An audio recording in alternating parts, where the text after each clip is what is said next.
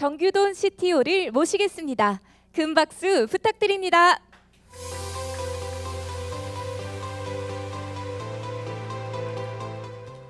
안녕하세요. 카카오 CTO 정규돈입니다. 만나 뵙게 돼서 너무 반갑습니다. 마지막 날 지금 키노트 좀 다른 포맷으로 시작을 했는데요. 오늘은 이제 영어 이름으로 좀 부를 텐데 저는 이름은 정규돈이고요. 카카오에서는 영어 이름을 써서 GD라고 불립니다. 일단 죄송합니다. 이니셜을 따른 거고요. 되게 오래 전부터 했던 거라서 그분을 따라하진 않았습니다. 예. 오늘은 좀 특별한 포맷으로 준비를 해봤습니다. 처음 하는 시도라서 저도 되게 설레고 있는데요. 카카오 그룹사 기술 리더분들을 모시고 금융 AI, 생활 AI 이렇게 두 개로 나눠서 패널 톡을 진행하고자 합니다. 카카오 금융부터 시작을 할 텐데요. 예, 금융과 클라우드 같이 하겠습니다. 저희 카카오 금융은 페이뱅크로 되어 있는데 결제, 송금, 또 은행, 보험, 증권까지 일련의 금융 활동을 사용자분들에게 편리하게 제공하려고 노력하고 있습니다. 여기에 클라우드까지 오늘 패널톡에서 같이 얘기를 나눠볼 예정입니다. 그러면 오늘 카카오뱅크에서는 CTO 신재용 콘레드, 페이에서는 CTO 김동용 다이앤, 카카오 엔터프라이즈는 CTO R 이어영 R과 함께 45분간 패널톡을 진행합니다. 패널톡에 앞서 먼저 각자의 기술 발표를 보고 그 다음에 질의응답을 진행할 예정입니다. 처음으로 진행되는 만큼 즐겁게 봐주시면 좋겠습니다. 그럼 먼저 카카오뱅크 콘레드 모시고 기술 이야기를 먼저 들어보겠습니다. 콘레드 나와주세요.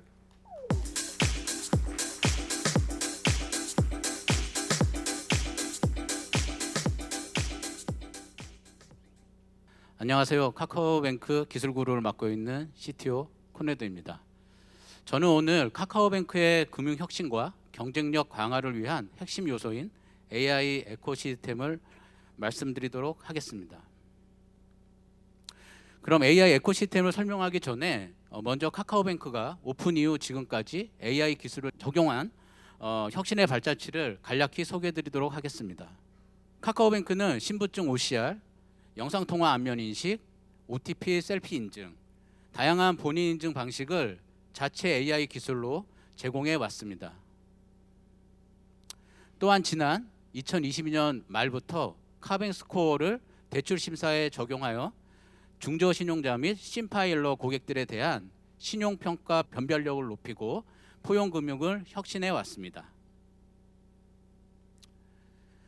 이상거래를 탐지하는 FDS 시스템도 빼놓을 수 없습니다. 최근 산학협력을 통해 카이스트와 함께 속도는 기존보다 10배 더 빠르고 설명력이 뛰어난 XAI 가속화 알고리즘을 개발하여 적용하였습니다.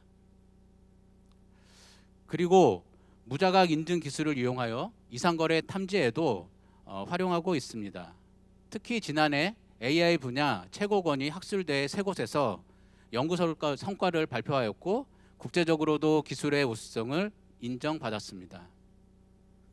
또한 고객센터 상담의 3분의 2 이상을 챗봇으로 처리하고 있으며 금융특화 언어 모델을 개발 적용하여 고객 상담의 품질을 높이고 고객 응대의 효율성을 높였습니다. 카카오뱅크는 지속적으로 AI 기술을 활용한 더욱 정교하고 높은 수준의 금융 서비스를 제공하고자 합니다.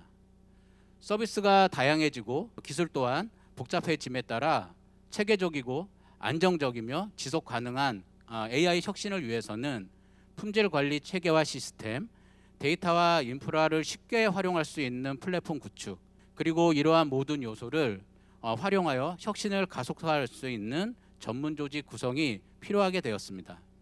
이에 카카오뱅크는 AI 인프라, AI 디비전, AI 프로덕트 이 세 가지 요소를 유기적으로 연결하여 성과를 창출하는 AI 에코시스템을 구성하게 되었습니다. 그럼 AI 에코시스템에 대한 이 세 가지 요소에 대해 말씀드리도록 하겠습니다. 첫 번째는 AI 인프라입니다. 카카오뱅크는 오픈 초기부터 다수의 GPU 장비를 운영해 왔으며 최근에는 DGX H100과 같은 초고전력 GPU 장비도 도입하였습니다. 이를 운영하기 위해 별도의 AI 전용 데이터 센터도 마련하였고 클라우드를 활용해 인프라 자연의 유연성과 확장성도 확보하였습니다. 그리고 MLOps 체계를 구축하여 데이터 추출부터 모델의 지속적인 훈련까지 AI 모델의 전체 생애 주기를 자동화하여 관리하고 있습니다. 두 번째는 AI 디비전입니다. 올해 카카오뱅크는 AI 사업과 기술을 총괄하는 AIC를 출범하였습니다. 이를 통해 AI 기술에 대한 지식 공유와 협업을 강화하고 업무 효율성을 높이는 혁신을 가속화하고 있습니다. 또한 카카오뱅크는 올해 금융사 최초로 AI 경영 시스템 국제 표준을 취득하고 AI 거버넌스에 대한 투명하고 안정적인 체계를 마련하였습니다. 세 번째는 AI 프로덕트입니다. 카카오뱅크는 AI 허브를 구축하여 임직원들의 업무 생산성을 높이고 전사적인 AI 역량 강화와 지식 전파에 노력하고 있습니다. 또한 젠 AI를 위한 가드레일을 도입하였고 레드팀을 구성하여 AI 품질 검증을 철저히 하고 있습니다. 자체 기술력을 확보하기 위해 오픈소스 LLM 모델의 파인 튜닝, 레고 기술의 내재와 유수의 대학교들과 산업협력을 진행하고 있습니다. 카카오뱅크는 AI 에코시스템을 기반으로 AI를 활용하여 고객들에게 더욱 편리하고 안전한 금융생활을 할 수 있도록 만들어가고 있습니다. 우수한 인재들과 자체 기술력을 통해 금융생태계의 문제들을 해결하고 AI 혁신을 이뤄내 금융업계를 선도해 나갈 것입니다. 감사합니다. 그러면 카카오페이 CTO 김동영 다이앤이 카카오페이 기술에 대해 소개해 주시겠습니다.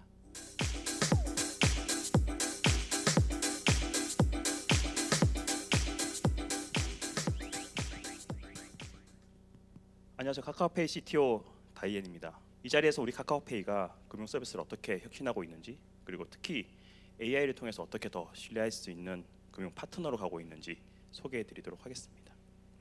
카카오페이는 2017년 설립 이후에 지속적으로 성장해서 2023년 기준 42억 건의 연간 거래를 달성했으며 거래 금액으로는 140조 원을 달성했습니다. 우리 카카오페이는 이러한 대량 거래 신뢰할 수 있고 안전하게 처리하고 있으며 단순히 결제, 송금 서비스에 그치지 않고 보험, 자산 관리, 투자와 같은 다양한 서비스를 제공하며 믿을 수 있는 금융 서비스로 성장하고 있습니다.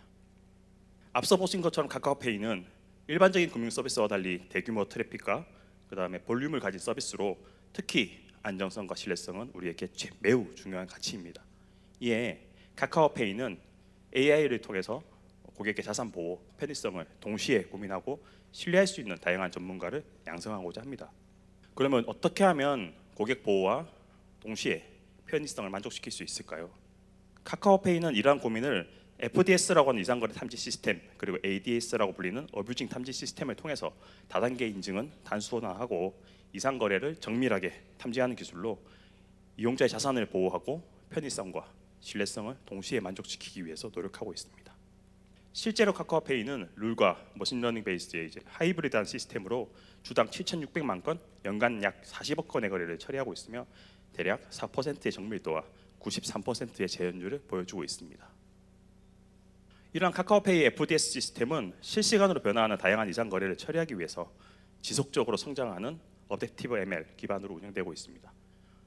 이 시스템의 그림 위쪽에서 보시는 것처럼 실시간 모델을 학습시키는 파이프라인, 그리고 이는 그림 아래쪽에 있는 금융안심센터를 통해서 신고되는 각종 사기 데이터를 실시간으로 학습하고 배포하는 구조를 통해서 사용자가 카카오페이를 이용할 때 거의 실시간으로 개입하여 차단, 경고 등을 할 수 있도록 되어 있습니다. 이러한 기술은 단순한 거래 보호를 넘어서 고객의 신뢰를 쌓아가는 매우 중요한 요소라고 판단합니다. 이어서 카카오페이는 금융비서라는 방향성을 가지고 금융시장 내에 정보와 지식의 비대칭성 문제에서 오는 불균형을 해소하고 더 많은 사용자들이 금융의 혜택을 누리게 하고자 단순한 금융 서비스 제공을 넘어서 고객이 자산관리, 세무, 투자 등에 있어서 가장 믿을 수 있는 조언을 받을 수 있도록 설계했습니다. 카카오페이의 금융비서는 믹스처 오브 익스퍼트 컨셉 기반으로 앞서 말씀드린 다양한 영역에 신뢰할 수 있는 금융 전문 AI를 구축하고 사용자가 필요로 할 때 적합한 전문가를 연결하고 있습니다. 예를 들어서 사용자가 보험 진단을 요청하면 해당 요청을 분석하고 최적의 전문가를 선택해서 높은 정확도의 문제를 해결하는 방식입니다.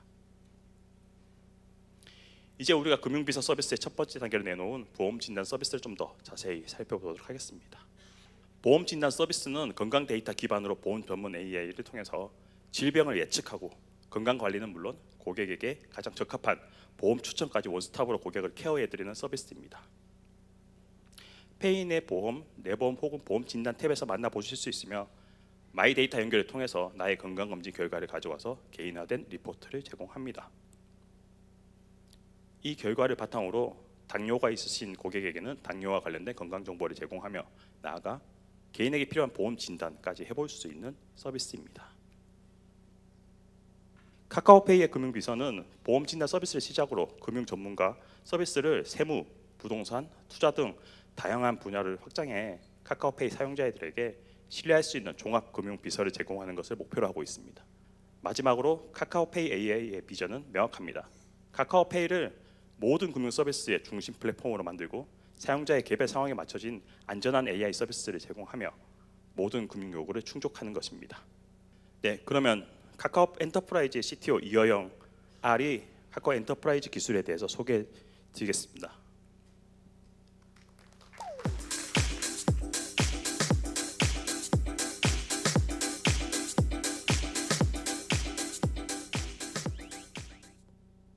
안녕하세요. 카카오 엔터프라이즈 CTO R입니다. 저는 오늘 카카오 엔터프라이즈의 핵심 서비스인 카카오 클라우드를 소개하려고 합니다. Beyond the Cloud, 저희 카카오 클라우드의 캐치프라이즈인데요. 기존의 클라우드보다 나은 기술을 제공하고자 하는 마음을 담았습니다. 카카오 엔터프라이즈는 국내 몇 안 되는 클라우드 서비스 제공 업체로서 후발주자라고 할 수 있습니다. 다만 우리는 후발주자이면서도 카카오의 오랜 기술력들을 바탕으로 완성도 높은 서비스를 제공하고 있습니다. 또한 후발주자이기에 충분히 기존의 한계점을 파악 후 더 튼튼하고 안정감 있는 서비스를 제공하고 있습니다. 다만 아직 우리는 후발주자로서 충분히 알려지지 않았다고 생각하여 오늘 이 자리에서 카카오 클라우드를 나타낼 만한 키워드를 소개하려고 합니다. 첫 번째는 성능입니다. 그래프에서 보여지는 것처럼 우리가 제공하는 특정 인스턴스 타입들의 CPU 성능으로서 해외와는 비등하고 국내보다는 더 나은 성능을 제공하고 있습니다. 클라우드를 사용해 보신 분들은 아시겠지만 클라우드는 현대의 종합 IT 기술에 대한 거의 모든 서비스를 제공하고 있기에 굉장히 많은 종류의 서비스를 제공하고 있습니다. 다양한 수많은 종류의 서비스를 제공하더라도 근본적으로 이 모든 서비스의 성능이 받쳐줘야지 쓸만하다고 평가받을 것입니다. 근본적인 VM의 성능, 근본적인 네트워크의 성능, 그리고 근본적인 스토리지의 성능이 받쳐주는 상태에서 조합되어 만들어지는 수많은 서비스는 이런 튼튼한 코어들로부터 좋은 서비스로 만들어진다고 생각합니다. 우리는 이를 위해 AMD와 긴 시간 긴밀히 협업을 했고 이를 이용해서 고집적 서버들과 VM 간 서로 경합이 발생하지 않는 기술을 통해서 안정적인 성능을 제공하고 있습니다. 또한 여기 보이는 이 카드는 FPGA라고 말하는 프로그래밍이 가능한 카드입니다. 우리는 수년간 AMD와 더불어 자일링스와 협업하여 이 카드를 만들고 계속 이를 발전시키고 있습니다. 우리는 이를 통해 네트워크 모듈이 이런 카드들에 탑재되어 네트워크 사용이 CPU에 영향을 주지 않을 만큼 가속화 카드를 개발하여 좋은 네트워크 성능을 내는 VM 서비스를 제공하고 있습니다. 두 번째는 안정성과 확장성입니다. 우리는 최초부터 클라우드의 안정성에 대해서 고민을 했고 이는 기본 중의 기본인 유저의 자원을 다중화하고 이 다중화된 자원이 충분히 격리되어 서로에게 영향을 주지 않을 수 있는 AZ, 즉 가용성 존에 대한 기술을 고민했습니다. 철저한 원칙 속에서 한 개의 AZ는 한 개 혹은 그 이상의 다른 데이터 센터로 구성을 해주고 있으며 이러면서도 다른 AZ여도 품질이 떨어지지 않기 위한 고성능 네트워크 기술을 다양하게 확보했습니다. 이런 기술은 앞서 말한 가용성 존뿐만 아니라 다른 클라우드를 손쉽게 연결할 수 있는 멀티 클라우드 전략에도 활용되고 있습니다. 물론 온프레미스 환경과도 손쉽게 연결 관리해 줄 수가 있습니다. 그중 핵심인 트랜짓 게이트웨이 기술로 우리는 여러 개의 AZ를 복잡하지 않게 관리 가능하고 나아가 멀티 리전 그리고 멀티 클라우드를 연결할 수 있는 확장성을 제공하고 있습니다. 이런 기술로 유저는 다양한 리소스를 적재적소에 배치를 하면서도 품질들을 계속 유지할 수 있게 해주며 안정성과 나아가서 유연한 연결을 제공하여 확장성을 같이 챙길 수 있습니다. 여기 그림처럼 금융기관의 프라이빗 클라우드 환경이나 아니면 온프레미스 환경들의 다양한 리소스들과도 카카오 클라우드의 다수의 VPC도 한 번에 TGW를 통해 손쉽게 관리 가능합니다. 세 번째는 보안입니다. 보안은 클라우드의 너무나도 중요한 속성입니다. 클라우드 서비스 제공 업체는 기본적으로 고객의 데이터를 보호하기 위해 다양한 방법들을 이용하나 이는 고객에게 잘 알려지기도 어려운 부분이 현실입니다. 그렇지만 우선 우리는 국내 다양한 심사 인증 기관들의 인증과 평가를 획득하여 이를 대신해서 보여주고 있다고 생각합니다. 예를 들면 ISO나 아니면 뭐 CSAP 같은 공공기관 클라우드에 대한 인증, 그리고 ISMS 이 외에도 금융기관을 위한 CSP 안정성 평가들을 완료함으로써 이를 잘 지켜나가고 있습니다. 또한 이 외에도 다양한 보안 상품들을 통해 보다 앞선 서비스를 운영할 수 있도록 노력하고 있습니다. 마지막은 경쟁력입니다. 우리가 보여줄 수 있는 지표들은 대부분 우리만의 주장이 될 수 있다고 생각하는데요. 다만 탑 500과 같은 전 세계의 가장 강력한 슈퍼컴퓨팅 클러스터들이나 AI 클러스터들을 조사하는 데서도 우리의 경쟁력을 보일 수 있다고 생각합니다. 이 조사는 전 세계 슈퍼컴퓨팅의 연산 능력을 주요하게 나타내고 있고 어찌 보면 클러스터 사이즈에 따라서 순위가 매겨진다고 볼 수 있습니다. 여기서 우리는 상위 10% 이내의 순위를 기록하여 우리의 경쟁력을 보였습니다. 다만 이것보다 중요한 우리의 GPU 클러스터의 효율성을 이야기하고 싶습니다. 이 효율성은 결국 쉽게 말해 Rmax라고 말하는 측정된 최대치와 Rpeak라고 말하는 이론상의 최대치의 비율로 해당 자원들이 얼마나 이론적인 수치에 가깝게 잘 사용되고 있는지 구성되어 있는지 알 수 있는 값입니다. 우리는 89.7%로 이 굉장히 높은 수치로 국내 다른 업체들의 80% 정도에 비하면 훨씬 좋은 수치로 성과를 냈고 이로써 우리의 AI 엔지니어링 경쟁력을 보였다고 생각합니다. 여기까지가 제가 준비한 내용입니다. 들어주셔서 감사합니다. 지금까지 카카오뱅크 페이 엔터프라이즈 기술 소개를 드렸습니다. 이제 본격적인 패널 톡을 진행해 보겠습니다. 이제 패널 톡을 통해서 좀 더 궁금한 사항들을 이제 제가 여쭙고 세 분이 이제 말씀을 주실 거고요. 예, 나와 주시겠어요? 저희도 개발자 출신이다 보니까 되게 어색한데요. 예, 시작을 하겠습니다. 세 분 발표 너무 잘 들었고요. 먼저 그 페이 쪽한테 이제 여쭤볼게요. 첫 번째 좀 기억나는 건 FDS나 ADS 시스템, 이 시스템들이 이제 룰 베이스랑 머신러닝을 하이브리드 방식으로 해서 뭔가 성과를 보이고 계신다고 했는데 이렇게 이제 조합한 이유, 그 구조나 아니면 동작 원리가 어떻게 될까요? 앞서 보신 것처럼 단순히 이제 정밀도로만 보면 사실 ML 시스템이 20배나 높아서 굉장히 좋아 보이는 착시가 좀 있습니다. 근데 룰과 ML은 역할이 좀 달라요. 그래서 상호 부족한 부분을 보완하는 형식으로 활용하고 있습니다.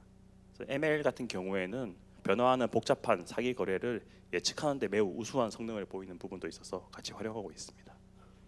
그러면 그러니까 ML 쪽의 부분이 어떻게 뭐 룰을 먼저 한 다음에 그 다음에 필터링을 뭐 ML 쪽으로 더 하는 건가요? 아니면 어떤 로직이나 관계로 되어 있는 거죠? 사실 두 개는 그 패러럴하게 동작한다고 보시면 될 것 같고요. 동시에 네. 익스클루시브하게 양쪽 결과를 보고 판단한다고 봐주시면 제일 심플할 것 같습니다. 그 머신러닝이 좀 더 룰보다 이게 좀 높다고 탐지력이 하셨는데 그 탐지력 궁금한 게 FDS나 뭐 이런 거 보면은 그냥 다 잡아야 되는 거 아닌가요? 모든 사기 거래를 잡는 데 목적을 두게 되면 예를 들어서 지나가는 모든 사람들을 다 신분증 검사를 하고 그 사람들을 다 조사를 하게 되면 범인은 거의 100% 잡을 수 있겠죠. 그런데 모든 사람들이 불편해질 수밖에 없는 구조인 것 같아요. 그래서 그거를 어느 정도 수준의 정밀도를 가지고 타겟팅을 할 건지 어떤 사람들을 사기 거래를 판단할 건지에 대한 부분들이 가장 중요하다고 생각합니다. 그래서 ML에서는 그런 정밀도와 재현율 사이에서 스레스 홀드를 적절하게 유지하는 게 굉장히 중요하다고 보고 있어요. 알겠습니다. 그리고 그 발표 내용 중에 잠깐 또 많이 언급해 주신 게 이 어댑티브 ML이라고 하는 건데요. 이 어댑티브 ML 하니까 이제 좀 뭔가 계속 진화하는 또 실시간성에 대해서 말씀을 해주셨어요. 이 어댑티브 ML의 구현에 대해서 좀 구체적으로 말씀 가능하실까요? 두 가지로 나눠서 보면 좋을 것 같은데요. 모델의 업데이트는 배치로 이루어지고요. 그다음에 이제 피처 업데이트는 실시간으로 이루어진다고 보시면 될 것 같습니다.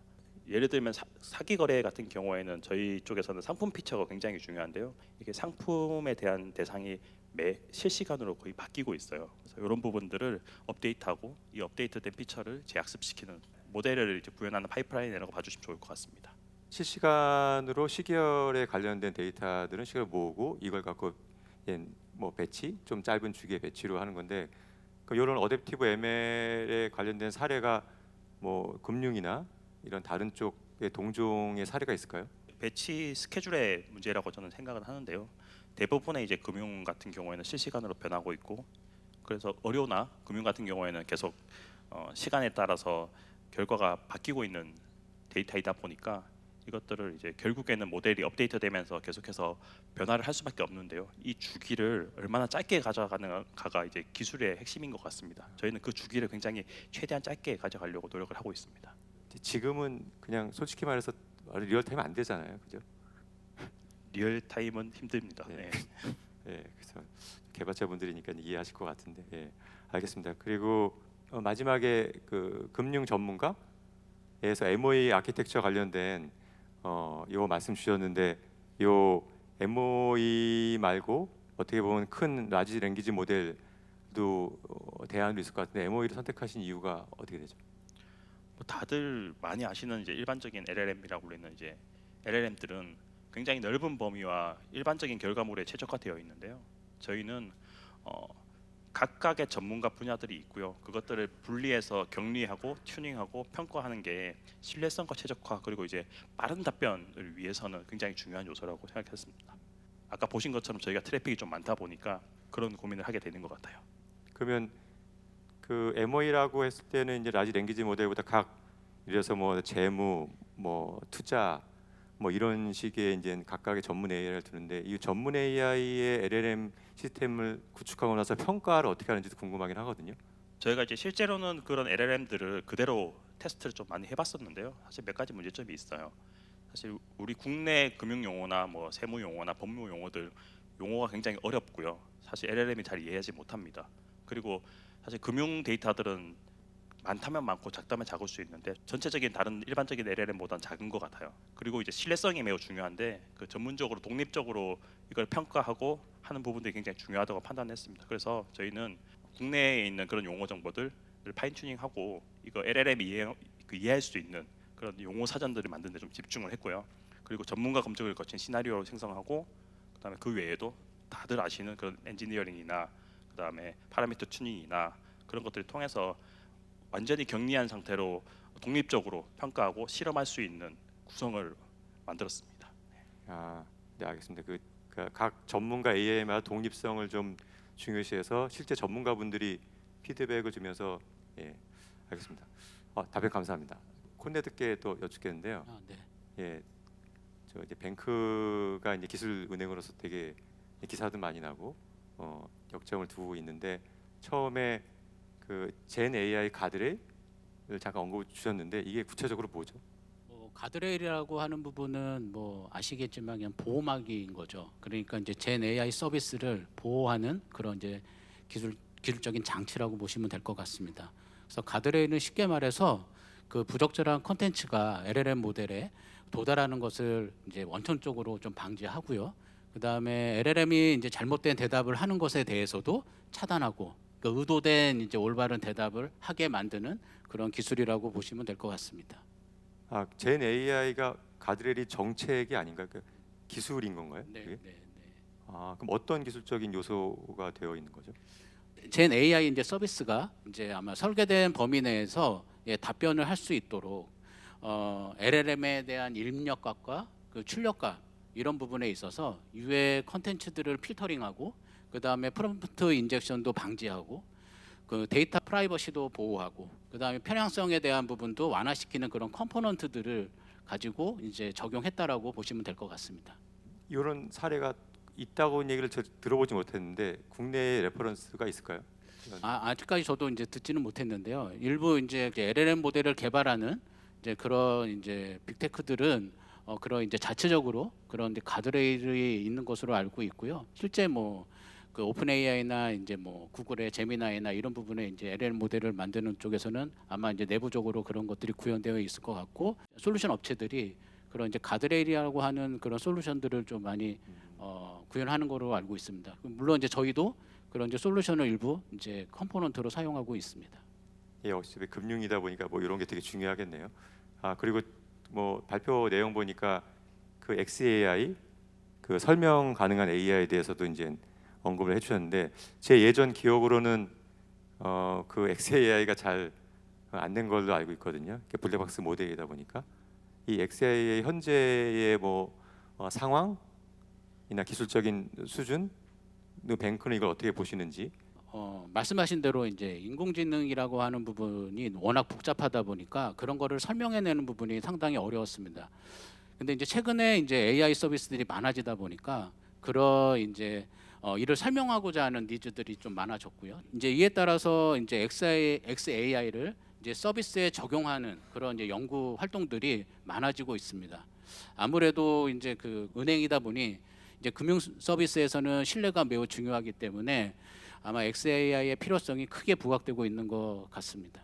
그러면 그 설명력을 구체적으로 뭐 어떻게 좀 높일 수 있나요? 지금의 현재에는 그게 금융에서는 되게 중요하니까 어떤 데이터나 부도를 추적하는데 내가 어떤 앱을 많이 쓴다고 해서 설명하기도 애매모하고 이런 좀 디테일하게 설명 가능하실까요? 네. 이제 기본적으로 이제 샵이라는 그런 알고리즘을 이용해서 저희가 이제 기본적으로 하고 있고 저희는 이제 그 부분에 있어서 좀 더 내부적으로 그런 알고리즘의 이제 그 정확도나 이 속도 이 두 가지의 차이를 현재는 그런 이제 정확도를 높이면 성능이 떨어지고 속도를 높이려고 하면 정확도가 떨어지고 이런 부분에 있어서 저희가 내부적으로 이제 연구하고 있고 저희 자체적으로는 이제 커널샵이라고 하는 이제 알고리즘을 사용하고 있는데요.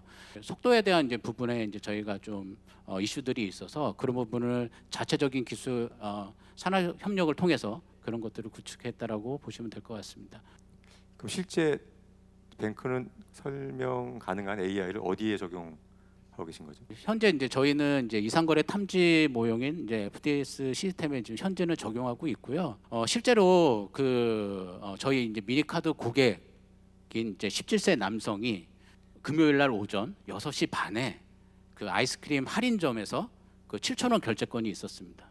XI 알고리즘이 이거는 이상거래이구나라고 이제 판단을 해주셨죠. 그 판단한 이유 근거는 뭐 다들 이제 짐작하시겠지만 금요일 날 아침에 아이스크림 할인점을 간다라고 하는 것도 좀 이해가 안 되고 그리고 아이스크림 할인점에서 이제 7,000원이라고 하는 이제 금액이라고 하는 부분도 좀 이상하고 이 두 가지에 대한 어떤 그런 피처들에 대해서 XAI가 이거는 이상거래인 것 같아라고 이제 현업 담당자한테 대시보드로 이제 보여주게 됩니다. 그러면 현업 담당자는 이게 이상거래이구나라는 알 수 있게 되고요. 실제적으로 이 건 같은 경우에는 3일 후에 실제 이제 고객센터에 접수가 되었고 실제 사례. 예. 그래서 그거를 보상했습니다. 알겠습니다. 제가 예전에 기억하기보다 많이 좀 발전을 했네요. 은행 하면은 되게 망분리 규제라든지 여러 이제 규제들이 있어가지고 그 LLM 사용이 되게 힘들 것 같은데요. 예. 다 오픈 소스기도 하고 오픈 AI 사용 가능한가요? 얼마 전까지만 해도 그 LLM을 사용하기는 어려웠습니다. 근데 이제 8월에 이제 금융당국에서 망분리 개선 로드맵을 발표하였고요. 그 발표 이후에 샌드박스를 이용해서 혁신 서비스로 지정을 받게 되면 LLM을 이용할 수 있게 됩니다. 물론 이제 클라우드에 대한 제가 말씀드린 거고 온프렘은 그 전부터 사용을 할 수 있었었고요. 저희도 지금은 샌드박스에 이제 신청을 했고요. 그리고 혁신 서비스를 지정을 되기를 지금 기다리고 있는 상황이라고 보시면 되겠습니다. 네, 알겠습니다. 그 뱅크도 이제 숨가쁘게 규제에 대응하면서 AI 적용을 한다는 걸로 전 이해했고요. 예, 저 마지막으로 클라우드 알게 좀 여쭙겠습니다. 되게 재밌게 들었고요. 실제 물리적 카드도 들고 오셔가지고 저도 처음 봤는데 처음에 이제 AMD랑 협업을 했다고 했는데 이제 제조사들이 많잖아요. AMD와 협업하게 된 계기가 뭘까요? 저희가 아무래도 VM을 사용할 때 일반적인 상태에서는 이제 노이즈 네이버라고 하는 CPU 경합 문제가 발생을 하는데요.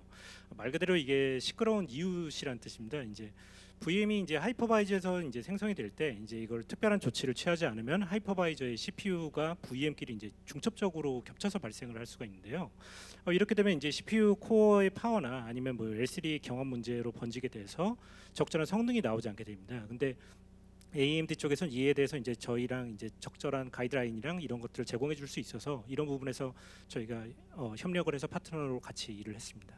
그럼 CPU 간의 L3 캐시 경합하고 뭐 이런 것들이 문제가 돼서 그걸 AMD가 잘하는 것 같아요. 구체적으로 그 경합 문제를 어떻게 풀 수 있는 거죠? 네, 그러면 이제 조금 더 구체적으로 말씀드리면 이제 카카오 클라우드 안에서 CPU 특성에 맞춘 이제 인스턴스 타입들을 또 만들고 그리고 유저한테 이제 할당되는 VM이 이제 같은 그 L3 캐시를 사용할 수 있도록 이제 조정을 하면서 그리고 애초에 이제 중첩되게 이제 CPU들이 생성이 되지 않게 CPU 피닝이라는 기술을 이제 활용을 해갖고 저희가 만든 인스턴스들은 이제 유저 간의 CPU가 절대 간섭을 받지 않게 돼 있습니다. 그런 걸로 이제 VM에서도 이제 베어메탈에 거의 준하는 성능이 나오고 있습니다. 아, 그럼 CPU 피닝 기술로 멀티코어를 이제 격리한다는 얘기죠? 네, 네 맞습니다. 그러면 이제 VM 할당을 제가 신청을 인스턴스를 KP 가서 하면은 그거는 이제 공동의 자원이 아니고 제 VM을 위한 할당된 자원으로 생각하면 되겠네요. 예, 맞습니다.